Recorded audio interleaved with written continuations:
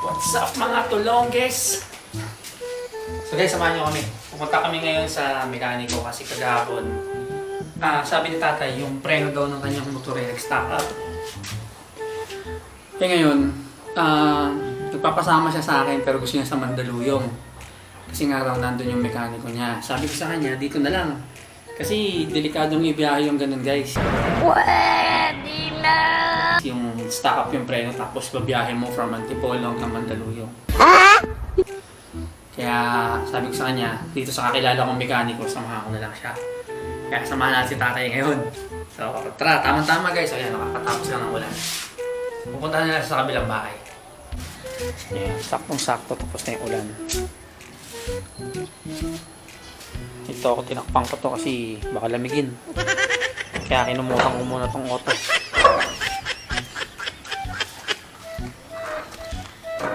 Tama-tama, maaga kami makakaalis. Para maaga rin kami makabalik.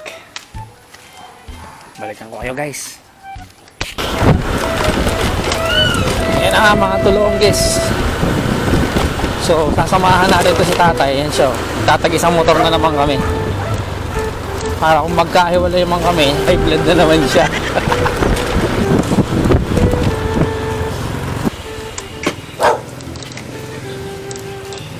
Posing! Minute? Ano kayang problema niyan? Lilinisin na pito niyan. Lilinisin? Tapos lumulubog daw yung... Kasi kung lumulubog doon, baka yung ano lang nisira. Repair kit.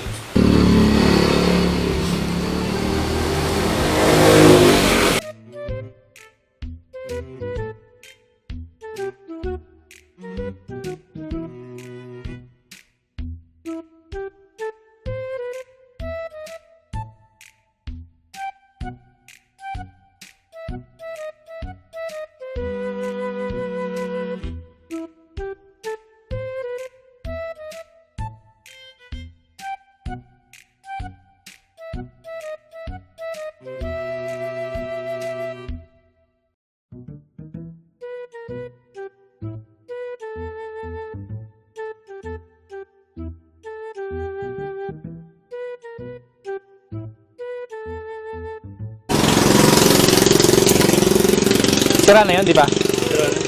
Yun yung repair kit niya?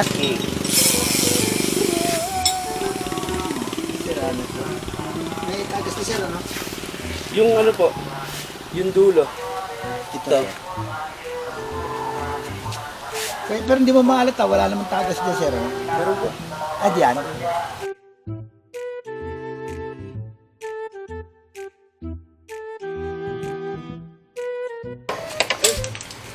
Tay, kayo mag-testing. Para alam nyo kung ano yung problema. Ayan na, sa likod.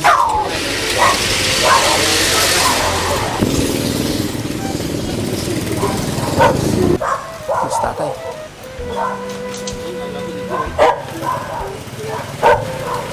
Ano yung busina ko?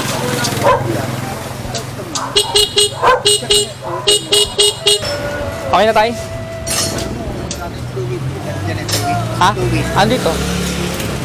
Tanong yung busina ko magkano? Tanong natin. Bossing, magkano raw busina nyo? Busina nyo, magkano? Walang ano pre. Walang? Bariya lang. Sige lang. Kaya palang tagal mo. 150 lang pala. 150 lang. Pero check mo yan kung battery problema. Hindi, gumagana kasi ano mo eh. Yung push button. Yung sa ano? Oo.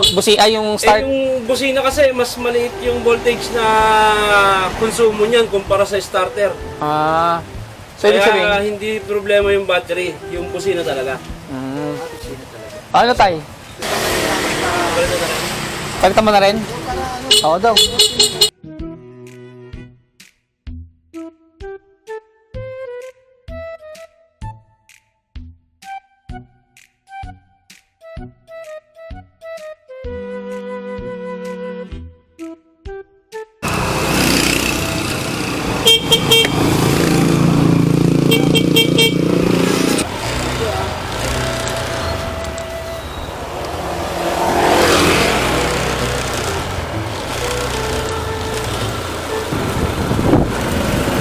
hindi na siya pupunta ng Mandaluyong.